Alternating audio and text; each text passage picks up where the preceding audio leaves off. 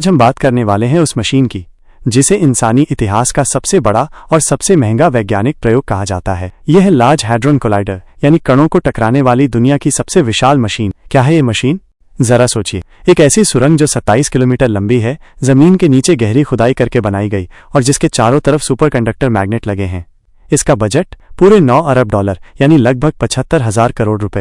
लेकिन आखिर क्यों बनाई गई ये मशीन? असल में ये मशीन कणों को इतनी तेज गति से टकराती है कि ब्रह्मांड की शुरुआती अवस्था को फिर से पैदा किया जा सके।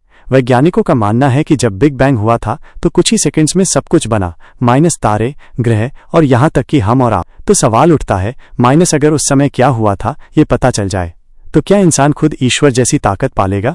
गॉड पार्टिकल और रहस्य। इसी कोलाइडर की मदद से 2012 में वैज्ञानिकों ने खोजा था हिग्स बोसन, जिसे पूरी दुनिया में गॉड पार्टिकल कहा जाता है। कहा जाता है कि अगर हिग्स बोसन न होता तो ब्रह्मांड का कोई कण द्रव्यमान ही हासिल नहीं कर पाता, यानी कुछ भी अस्तित्व में न होता। सोचिए दोस्तों, अगर ये खोज न होती तो शायद हम और आप भी अस्तित्व में न होते। लेकिन यहीं से शुरू होती है डरावनी बात। कुछ वैज्ञानिकों का कहना है कि ये कोलाइडर इतना शक्तिशाली है कि ये मिनी ब्लैक होल भी पैदा कर सकता है।